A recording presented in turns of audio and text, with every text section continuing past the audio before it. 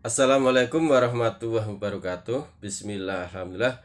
Kembali lagi dengan saya Muhammad Taufik dari Klinik Pengobatan Baslam. Saya akan melanjutkan pembahasan tentang liver. Jadi sakit liver ini yang pertama kali. Ini kita cek ya kan lambungnya. Lambungnya sakit apa enggak? Bisa jadi orang sakit liver itu disebabkan oleh sakit mah atau sakit lambung. Lambungnya radang, kebetulan radangnya lambung ini di tempat liver nempel ke lambung, sehingga apa? Livernya ikut radang. Ciri khas seseorang sakit mah itu apa?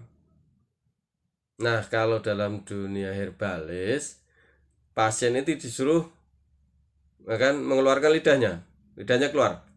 Nah, kalau yang di atas lidah ini, nah, kalau yang di atas lidah ini kok warnanya kuning, berarti dia sakit mah. Kalau ini yang pertama. Yang kedua biasanya pasien itu sudah ngaku sakit mah. Yang kedua ini. Ciri khas seseorang itu sakit mah.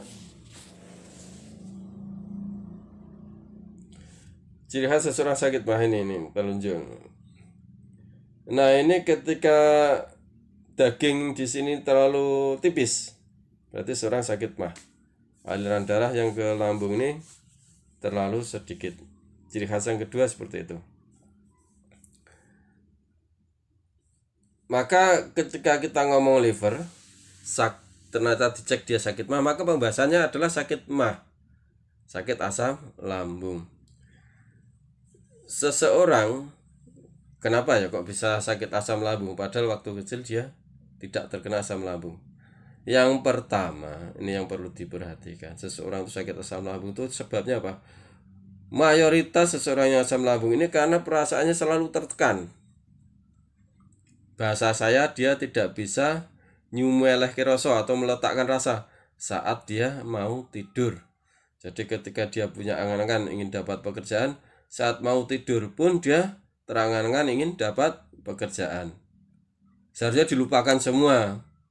Lupakan semua urusan dunia. Ya kan? Cukuplah ya kan? Gunakan untuk berzikir kepada Allah Subhanahu wa taala. Insya Allah kan normal lambungnya. Jadi hampir 60% atau lebih orang sakit mah itu karena perasaan menggebu menginginkan sesuatu dan tidak tercapai gitu loh. Akhirnya apa? Keinginan itu menekan hormonal yang ada di lambung.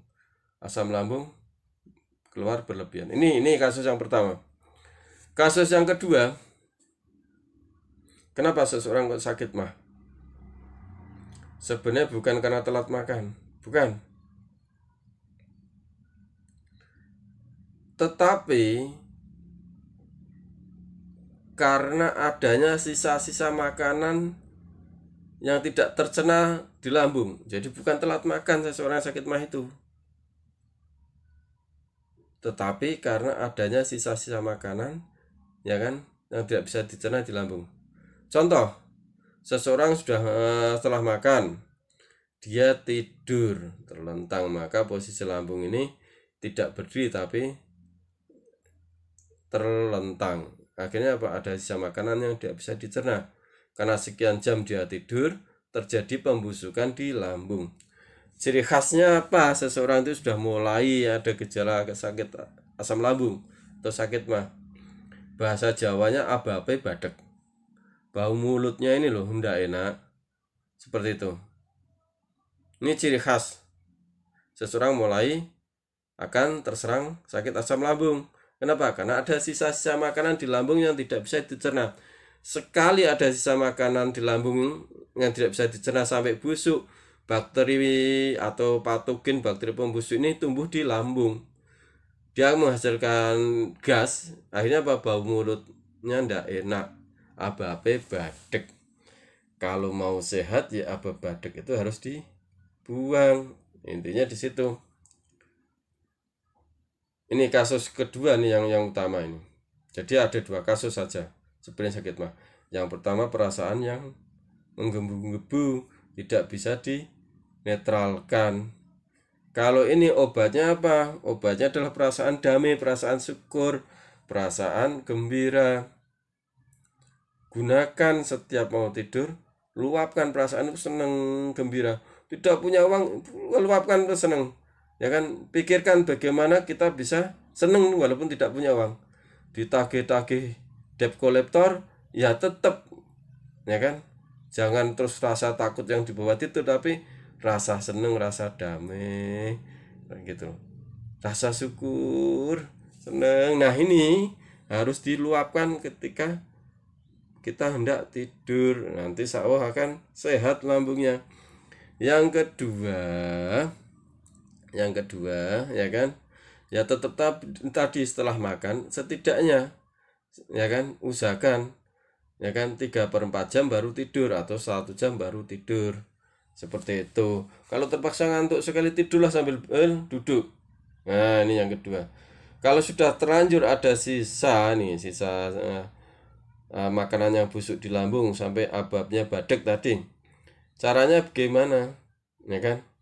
Caranya adalah nafas lewat mulut. Nah ini sampean harus membuka video saya yang namanya terapi metabolisme. Di situ sudah saya ulas tuntas tentang masalah angin badek ini. Insya Allah seperti itu ya.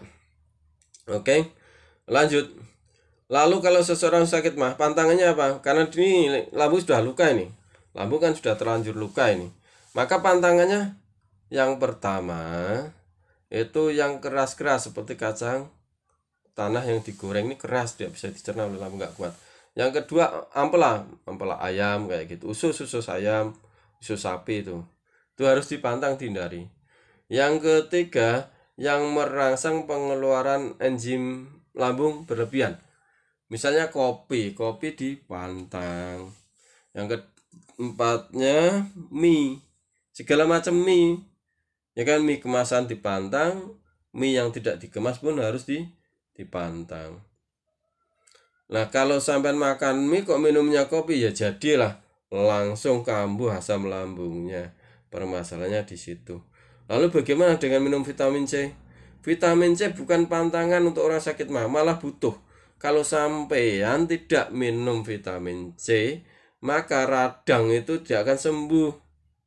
Asam askorbut atau vitamin C itu dibutuhkan untuk menutup radang atau luka-luka.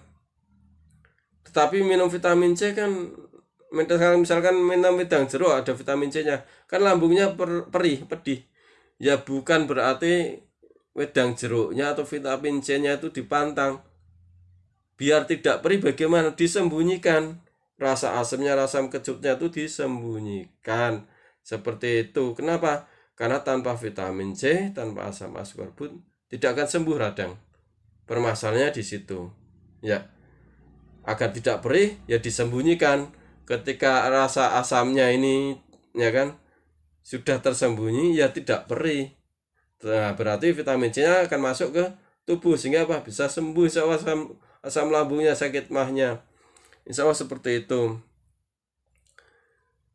Nah, bagaimana cara menyembunyikannya? Ini termasuk masalah jamu. Langsung saja masuk ke masalah jamu ya, masalah herbal. Oke, kalau sampean asam lambung atau sakit mah, ini tercepat, ini dari pengalaman saya mengobati pasien yang tercepat ya, itu sampean kalau tahu pohon pisang yang kecil saja, anak pisang ini yang sebesar istilahnya tangan kita potong saja, lalu kita ambil 1 genggam.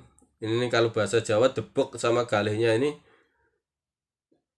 aris kalau ada orang bilang seperti itu, sama kulit pisangnya ini kita ambil 1 genggam.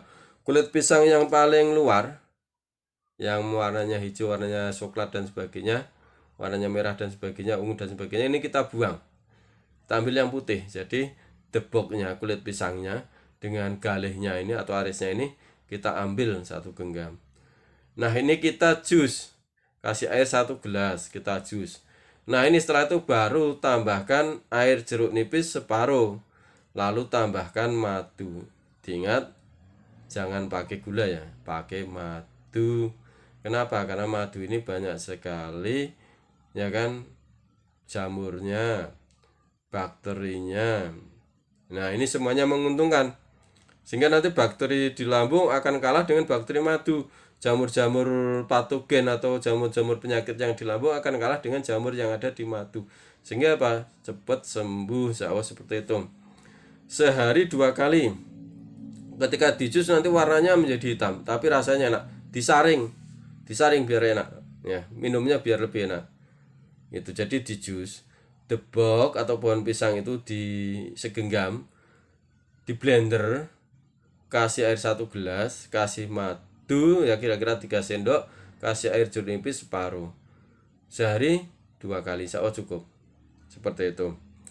Diminum sebelum makan, perhatikan diminum sebelum makan. Insya Allah seperti itu. Nah, kalau mau lebih dahsyat lagi, lebih jos lagi, kalau sampean punya propolis, ya tetesi propolis. Setelah di blender tuh tetesi propolis. Ya kan, berat Anda berapa? Misalkan kok 50 kilo, tetesi 5 tetes. Berat Anda berapa? 60 kilo, berarti ditetesi 6 tetes. Kalau ditetesi propolis, ini jus yang sudah disaring tadi, sudah siap minum, tetesi propolis, harus diaduk. Ngaduknya jangan pakai logam, pakai sendok plastik atau kayu. Kenapa? Karena pantangan bagi propolis itu terkena logam. Seperti itu. Ini ngomong yang tercepat, insya Allah. Ya, tanpa propolis bisa. Yang penting pantangannya tadi harus dihindari. Kacang yang digoreng, ampela usus, mie, kopi. Nah, minyak goreng ya sebaiknya ya dihindari kalau bisa. Kalau tidak bisa ya jangan terlalu banyak minyak goreng. Misalkan sampai makan goreng-gorengan yang banyak mengandung minyak goreng, ya kan, misalkan bakwan atau pia-pia seperti itu. Nah, jangan terlalu banyak seperti itu. Agar apa? Agar cepat sembuh. Yang perlu diingat, ya kan, jadi kelola perasaan Anda, jangan terlalu menggebu-gebu ketika mengharap sesuatu. Boleh menggebu-gebu ketika kita sadar. Ketika kita hendak tidur, lupakan semua. Buat perasaan ini menjadi senang, damai, syukur gitu kan. Nah, luapkan semuanya sambil berzikir, ya kan? Luapkan. Jadi bukan berzikir alhamdulillah, alhamdulillah, alhamdulillah, bukan, itu namanya menghafalkan kalimah alhamdulillah. Tapi berzikir itu perasaannya luapkan, sampaikan kepada Allah. Alhamdulillah, alhamdulillah ya Allah, alhamdulillah, sampai tertidur. Insya Allah Anda akan sehat. Dari saya, ya kan, Muhammad Taufik mengucapkan semoga yang saya sampaikan ini bermanfaat untuk Anda. Wassalamualaikum warahmatullahi wabarakatuh.